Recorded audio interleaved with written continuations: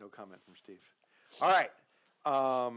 As you know, first ever women's professional sporting event taking place tomorrow at SoFi Stadium. That's pretty cool. First meeting since the Olympic final in Brazil, also cool. And we have Emma Hayes here to answer your questions, which is the coolest. We'll start in the room. We got mics on either side, so please wait, and then we'll get to the online if anyone has any questions there. Jeff just raised his hand, so let's go with him right here. Emma, thank you for doing this. You spoke on the call last week about fullbacks, and you would try some things out there, and then since then, obviously, the unfortunate news with Tierna. So wondering about the defensive unit at large, what you need to see from this group in this window, and what you think they'll face, how you balance that with a Brazil team that might press you and cause some issues. Well, I don't think there's might to it. They are, when you play Brazil, generally speaking, you know, us as a team can have somewhere between sort of 6 and 8 passes before there's a defensive action against us. Against Brazil, it's a 2 maximum. So that gives you an idea of the type of game it will be. So we prepared the players for that. The players are fully aware of how to play against that. But like always, you know, it's, as Mike Tyson says, you know, everyone's got a plan until they get the first punch. So let's see what we like when we've been punched in the game, and that's something that I think we're set up to do in the work that we're doing both on the pitch and in the classroom. I think when it comes to situation, obviously it's extremely unfortunate to lose Tierna. I thought she started the season brightly, but what we have been doing is giving opportunities to players. Tara in the last 2 camps, but I'm sure as former national team players can tell you here, you don't just get it after one, and it's taking time for them to settle, because this is what I always say to you. What I have learned being in this job is how much it means to play for this team with the players. And with that comes, you know, the pressure, the expectation of that is I've got to perform at the top level all of the time, which is great. It's aspirational. The realities are you have to feel your way into that arena. And what I have noticed in this camp is the gap closing across the board within the team, and that's our first starting point.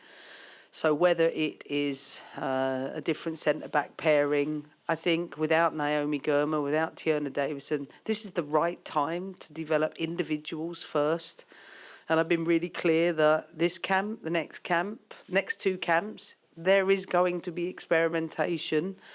And that means that the connections on the field might not be as strong, but we get a chance to see where the individual development is in that, so that from the end of July, then we've got a period to say, listen, we've now got 2 years with this group, and maybe a larger pool to be able to build the connections in a more intentional way. So I'll get the combinations. I want to get the combinations right in terms of experience on the pitch, less experience, because, as you know, that takes a little bit of time. But I think we will see in both games more experimentation in terms of giving individuals the experience. And from what I've seen so far in training, I'm really looking forward to watching the team play this camp. Hi, Emma, down here. Hey. You've obviously been close with Kat Macario for a while now. Where do you think she is physically, but also, as importantly, where is she mentally after so many setbacks as she makes progress with the national team and overseas? Well, I think for Kat, it probably helps that she's playing for a coach that recruited her. So if that in itself doesn't give her confidence, I know myself, and that I will keep reminding her of all the brilliant things she brings to this team. We all know she can play a 9 or a 10 for us, but right now I want to see her in the 9 position, because I think not just her ability to link play for the team, but I think she's so threatening around the box that I can see she's growing into that. Again, think people don't realise the last camp was the first time she'd been with us for such a long time. She's still growing into a WNT shirt, and I think, as I've reminded her, she's gone through X amount of months injury-free. She's been on the pitch, she's been playing. Have we seen the best Cat Macario yet? Absolutely not. How long will that take? I always tell players this: you need to play continuously, stay on the field. I think getting through this season for her and getting another pre-season under her belt, I think we'll start to see her go up another level. But for now, she's at a place where she's been playing consistently for Chelsea. But I think when she comes with us, she's still learning all the things in terms of the players and the connections, all of those things. But she's a wonderful player, and honestly, she's one of the most spiritual players I've ever sat and enjoyed time with. She's a wonderful soul and someone that is so desperate to do well for our programme. So, again, she's got another opportunity to do that. Dame. Hey, Emma, right here. You talked about development. What have you seen out of Alyssa Thompson since she's been in your camps with you? And also, she's off to a good start with Angel City. How do you want her to sort of carry that form over to the national team? Well, as I say to so many people, I mean, Alyssa Thompson is a great example of, in our future, I hope that we can look at someone like Alyssa Thompson's situation, i.e. a 17-year-old coming into the programme, probably underprepared for that because the level is so much higher to then, have a journey which is pretty normal for a young player. But I think she's in her best place she has been in terms of her start to the season. I went to the Angel City game at the weekend. I thought she was fantastic. Since October, we've been working so hard positionally with her to get her to have a better understanding of what to do and when. And we've been working hard with her at saying, listen, at the top level, you're a great 1v1 specialist. But when you play the top players in the world, they know how to drop off of you in a certain way where they don't give you a 1v1 opportunity. So how do you link with others? How do you read the right moments to create a give and go, or to connect with your 9, or work on the final product once you get into grey areas? Is it an early cross? Is it one that requires recycling? So we've been working all the decision-making processes. And if I think about the development in the last 6 months for her, I've been talking about it a lot this week, you can really see how much she's closed that gap. And I think I'm looking forward to seeing that in a game.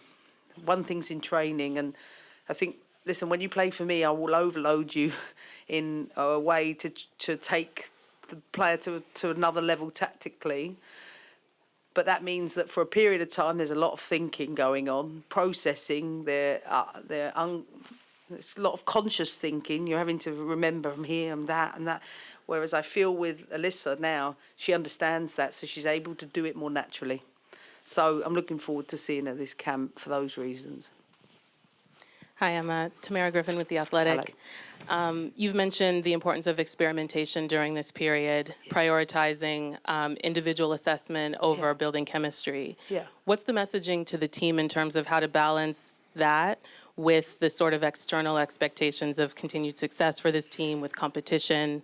It seems like there might be some tension between those two things if they might be successful with the former in ways that can look a range of ways on the field. Yeah, I mean, I think there's no expectation externally. That's for me to manage that with you guys. I think they're probably great talking points for you as opposed to us. And the reason I say that is that if you understand player development, you'll understand that it's not something that, of course, we could settle on 11 players and play 11 relatively experienced players now and build those connections. There's no problem.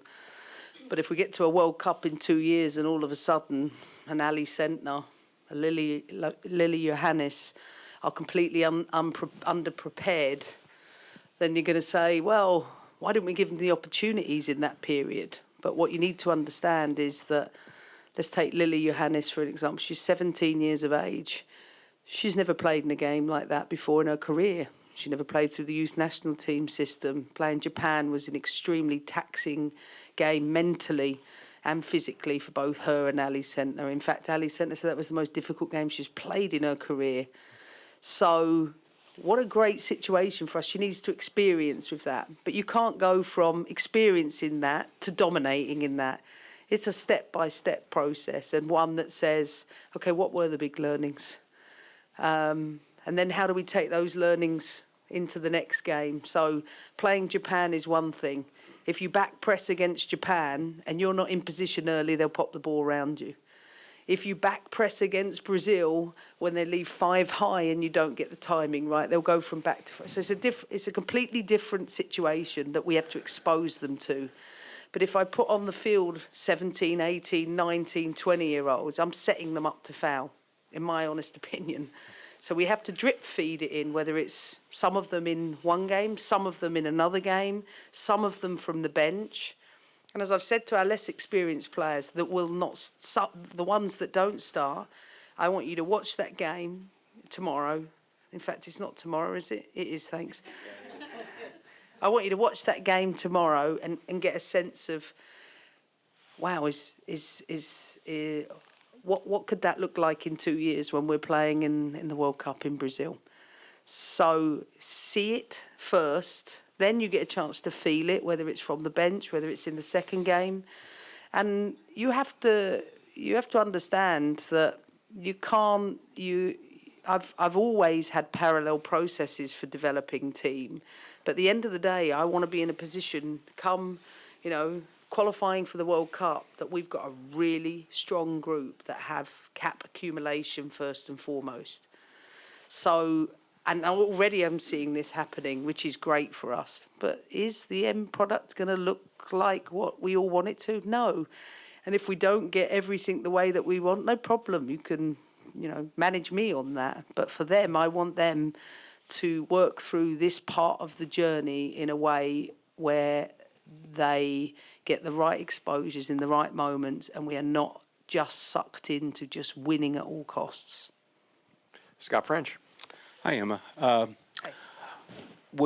it been having Trinity Rodman in camp? What are you seeing from her? What are your expectations for this week? And how do you manage with her back situation? How do you, within this team, how is that managed? Well, first of all, I just want Trin to be Trin. She brings so much lightness and energy to the group. We've really, really missed her, and I've probably told her that 50 times this week. And we miss her as a person, first and foremost, because she, I think, brings her own individuality into a team setting, but is an absolute fierce competitor. And I think it's been challenging to watch the team from afar, and she doesn't feel she can influence that. Second of all, most of these players are 3 games into their season. So, again, do I think it looks better than SheBelieves? Absolutely. Do I think it will still look like 3 games into the season? And I've done many, many seasons, probably 25 years of them. The best in the season, the best in the performances as a team don't necessarily always come on the front end. So I think she will, I think she's getting back to her best. I don't think she's there yet, but I think she's headed in the right direction. In terms of management? Yeah, I want to send all the players back to their club in a good place. So, I will manage her, and, I won't expose her to too much too soon.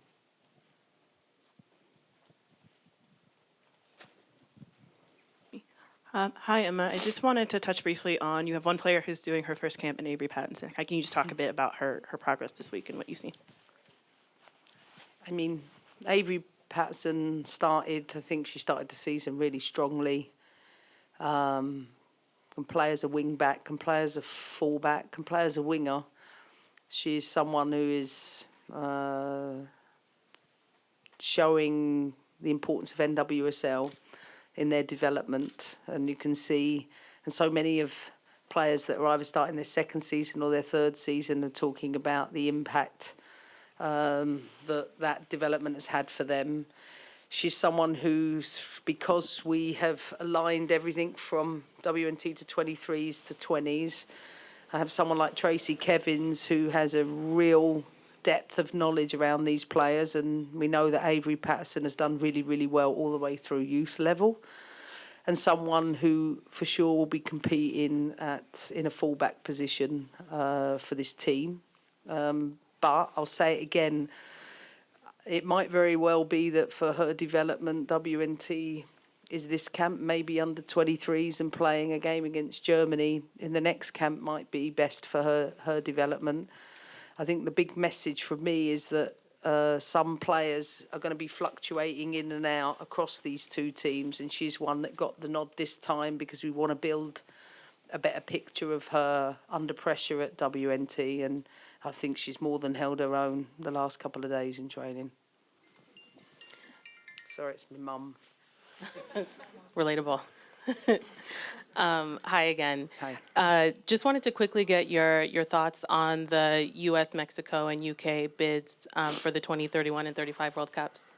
Yeah, I mean, dreamland, I think, for us to know that there'll be a World Cup coming to these shores, and Hyphen and I talked about it on the way in. The infrastructure is going to be in place from the Men's World Cup, so how amazing that is. I don't know, what that will look like beyond, what we'll do in this country, but I think real credit goes to JT and Cindy for the work they've done on that bid, and it's so aligned with our strategy and how we wanted to really push as best we could. We know we can't control that decision, but we wanted to make sure the Federation knew it was really important for us to host. So, real credit to them. And obviously for England, the home of football, it's amazing for England, especially knowing how successful the Euros has been for them. So, I think it's fair to say, in whatever capacity, fan or coaching, I will for sure be at those World Cups. Just to clarify, co-hosts have not yet been finalized. Let's go online. Donald Wine, go ahead, man. Thanks, Hype. And thank you for your time today. I wanted to ask about the SheBelieves Summit, which I know is starting today. I don't know if you've had the chance to go speak, as I know you're expected to, but what does that mean for you to be able to speak at the summit? And also, what does this overall weekend mean for the growth of soccer, especially women's soccer in this country? First of all, I haven't presented there. I will at 3:30 today. So I'm very much looking forward to sharing the WNT strategy and, most importantly, remind the audience who have the aspirations to maybe work in the women's game that we all have a responsibility to grow it, but to share the insights from us on how we do it. And I've always been a huge advocate of creating the right networking opportunities, ideally on the back of our games, and I'd like to be able to do more of those things in the future, because to think there's going to be somewhere between, 500 to 600 people there today, not only supporting our game, but supporting the sport, and there's some brilliant speakers there today. And I think, again, just showing the joined-up approach from our federation, that it's been a real big effort from our marketing and commercial team to build events in line with our strategy together, so that we can create more meaningful experiences for people to come together and experience our game. So I'm really looking forward to it later. It'll be good. All right, that's a good way to end. We'll get all you guys into the mix.